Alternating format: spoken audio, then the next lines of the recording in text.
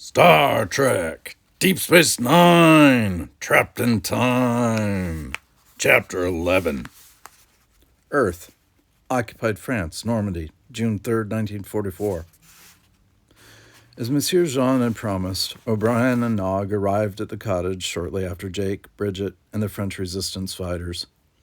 Uncle Maurice had found Nog in the marshes. The changeling had morphed and escaped. He could now be anyone or anything. I feel stupid, Nog said. Not your fault, Jake tried to reassure his friend. We should have known the blindfold was not enough. We needed a stasis field.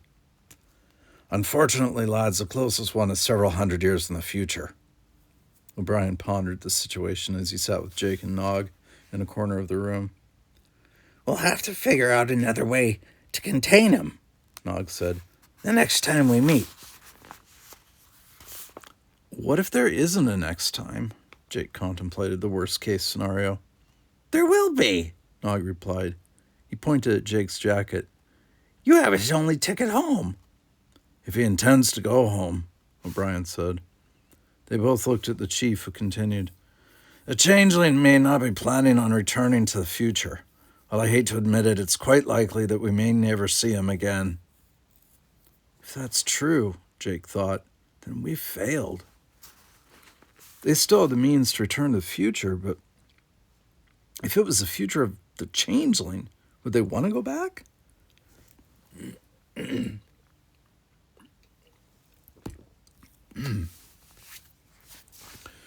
As morning approached, the atmosphere inside the cottage was as thick as the fog outside. It had been a long, sleepless night for everyone. While Monsieur Jean and the others in the French resistance appeared to accept Jake, Nog, and O'Brien as allies, they still had many unanswered questions. Fortunately, O'Brien, who'd played 100 Battle of Britain simulations with Dr. Bashir and Quark's holosuites, knew enough World War II history to come up with what he hoped was a convincing story. They were helping the Allied forces, scouting ahead to make sure the invasion happened as planned. The colonel was a traitor who had to be stopped before he alerted the German command in Paris. Not a bad story, Jake thought. Not too far from the truth. But Jake was anxious, not so much about whether or not the resistance accepted him, though that did concern him, but about the fact that the changeling had escaped, and they had no idea how to find him. He'll try to go to Paris, Nog suggested, sitting on the floor in a corner with Jake.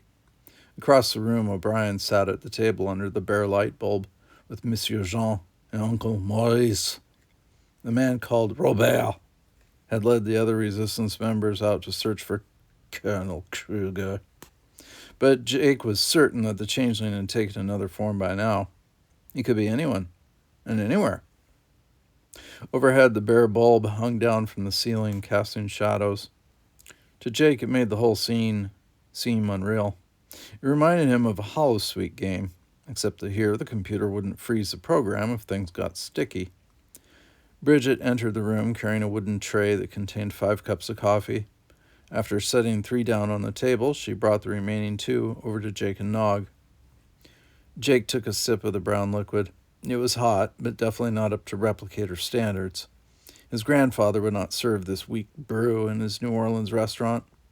Sorry, Bridget said, noticing Jake's tepid response to the coffee. With the war, our supplies are low. I have to stretch the coffee beans. No, Jake apologized for his apparent reaction. It's fine. Bridget slid down and sat on the floor next to him. No, it's not. Hey, I like it. Nog smiled and swallowed. Jake wondered if he'd picked up a few of the local grubs to add flavor to the brew. You were saying, Jake said to Nog, turning the conversation from coffee back to the changeling. Paris is what I'm saying, Nog replied. That's where he was headed, and that's where he'll be going. Why Paris? Jake asked. It's close enough, Nog said. The German command is there, and he doesn't have time to go all the way to Berlin. But will they believe him? Bridget asked. I don't think that matters, Jake said. Nog and Bridget looked at him, wondering what he meant.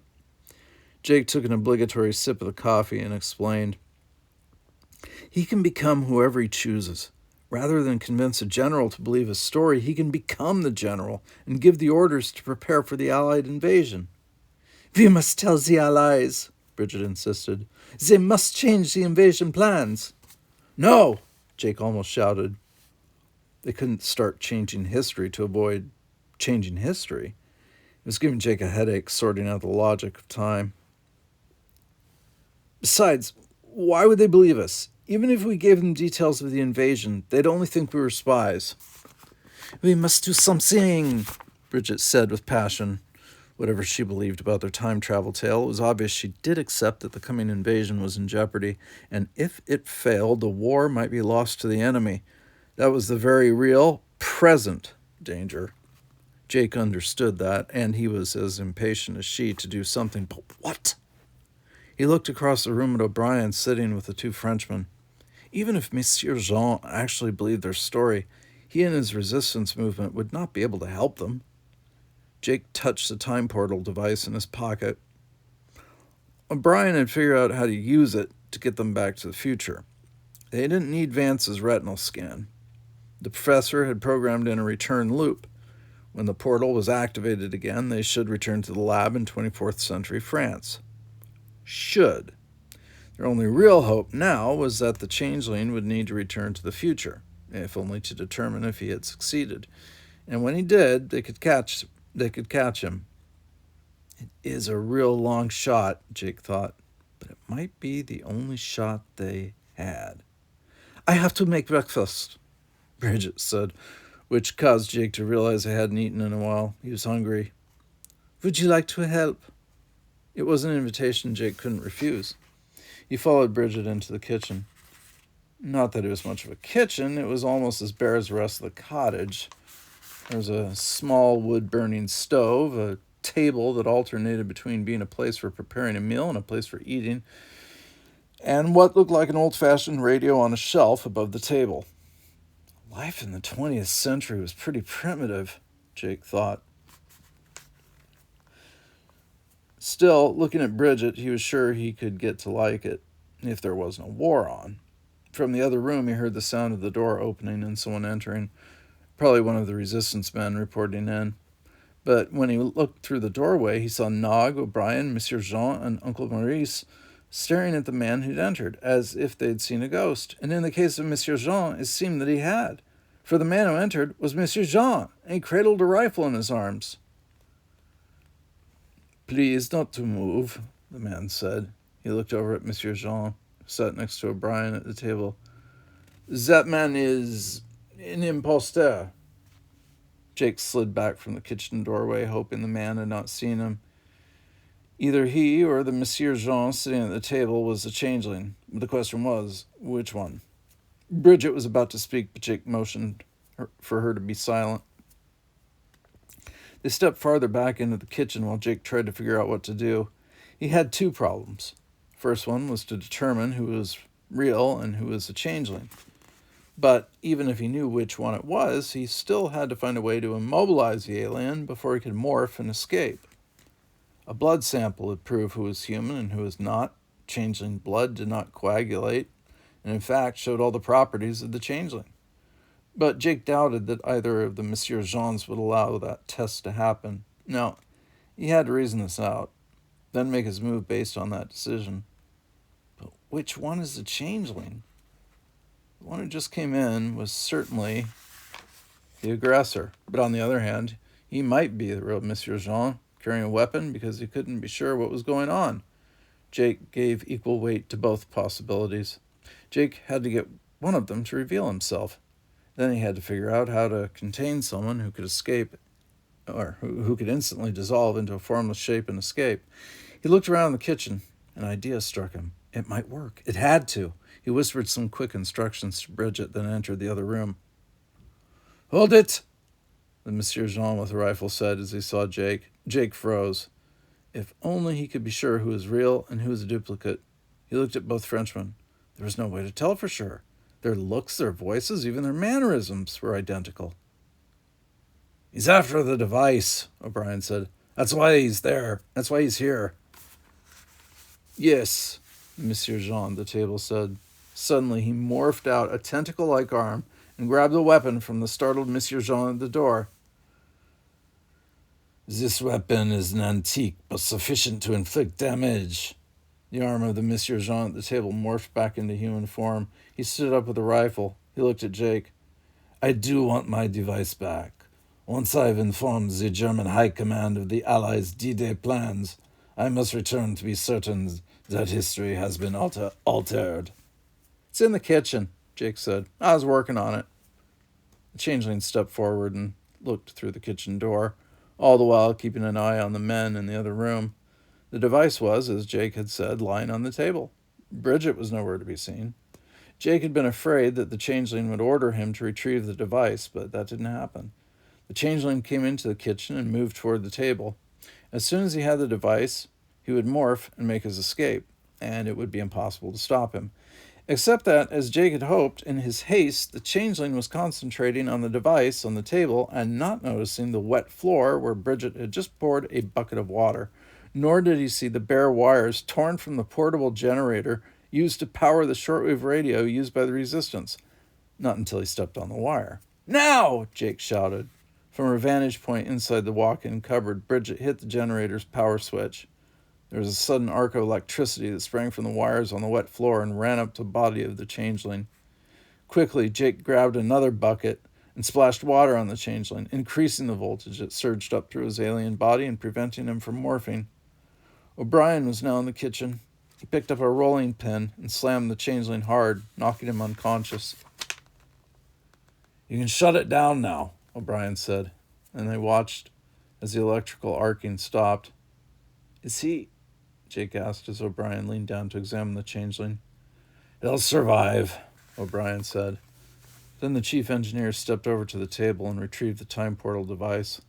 Nog, Monsieur Jean, and Uncle Maurice entered the kitchen. The two Frenchmen were confused. Just what is going on? Monsieur Jean demanded. We have to get this man back to Allied headquarters, O'Brien explained in his most official voice. There's a rendezvous point, but I'll need a vehicle. Can you and Uncle Maurice get us one? Monsieur Jean nodded. We'll be right back. The two Frenchmen left. O'Brien looked at Jake and Nog. I wanted them out of the way while I opened the time portal. He looked at Bridget. You seem to know a lot of what's been going on. I'll leave it to you to make up a story about where we've gone. I'll do that, Bridget said. But the invasion, is it really going to happen here? Yes, O'Brien said. That much I can tell you. And, Nog added, you do win. O'Brien activated the time device. There was a single instant when Jake wasn't sure it was going to work. Then there was a pulsating cube of incredible light forming a vortex in the center of the room. Rapidly, the vortex grew and became a rectangle large enough to enter. It was their doorway home. Let's go, lads, O'Brien said. He had hold of the changeling and pulled him as he entered the vortex of the portal and vanished. Then Nog followed, and he too was gone. Bridget looked at the sight with eyes filled with amazement. Now I believe you, Jake, she said. Jake stepped forward and prepared to follow his friends through the portal, but Bridget touched his hand, and he hesitated. I have to go, Jake said. Already the portal was beginning to shrink. I know, Bridget said. There is something I want to give you. I know there is no time. Only tell me the date where you are going. Jake told her. Quickly she leaned forward and kissed him. Do not forget me, Jake Sisko. I won't, Jake promised. There was a moment of indecision when he wondered if it might not be possible to stay. He had a brief, terrible thought that Bridget might die in the war. You must go now, Bridget said urgently. Jake turned and saw that the portal was wavering as it continued to shrink. In a few more seconds, he wouldn't be able to get through. He had to go now. With one final look back, Jake stepped up and entered the vortex, and as he was swallowed by the abyss, he fell forward into the future.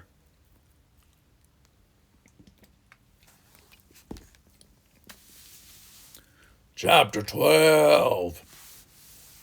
Earth, Paris, 24th century. In a single instant, Jake stepped from the middle of the 20th century back into the 24th. One moment he was with Bridget in the cottage on the Normandy coast. and the next was in Professor Vance's laboratory in Paris. Behind him, the time portal closed. The link between the generations was broken. Jake saw that Nog and O'Brien had hold of the changeling, who still appeared to be Monsieur Jean. The professor and his assistant Pierre were anxiously waiting, not quite certain what was going on. I'll contact Starfleet security, O'Brien was saying. He looked at Nog. Make sure he stays unconscious until they arrive. If you can't find a phaser to stun him, then hit him over the head. I have a better idea, Professor Vance offered. Put the changeling on the table. Nog and O'Brien complied, dragging the changeling and lifting him onto the table. Now step back, the professor said. They did. Computer, activate stasis field, Professor Vance said aloud. Stasis field activated, came the familiar female computer voice. Do all Federation computers speak with the same voice? Jake wondered. Probably so, or at least every computer he'd ever heard. O'Brien left the room with Pierre to notify Starfleet. Jake and Nog remained with Professor Vance. The professor was doing something in a corner of the room, while Jake kept an eye on the changeling. He saw that he was waking up. The changeling looked around the room. He touched the edge of the stasis field, and a mild jolt shocked him back to the table. The changeling began to shimmer and dissolve into a golden gelatinous state.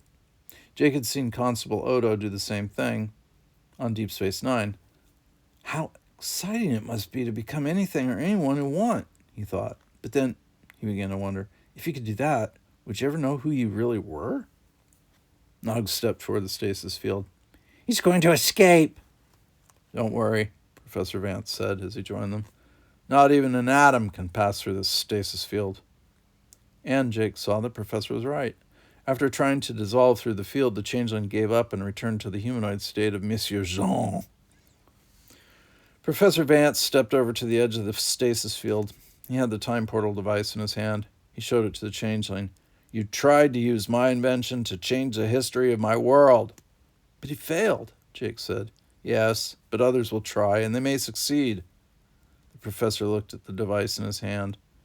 Temporal anomalies happen, but to be able to travel the time stream at will is something still too dangerous to allow into the wrong hands. Starfleet will take care of your invention, Nog said. Perhaps. But even in the hallowed halls of Starfleet are those who might misuse such power. But, Jake interrupted, you've invented the device. How can you uninvent it? Like this, Professor Vance said. He activated the time device and a portal began to open. Professor! O'Brien shouted as he entered the room, accompanied by 2 Starfleet security guards. What are you doing? Sending this where it won't do any more harm. 5 million years back into Earth's past.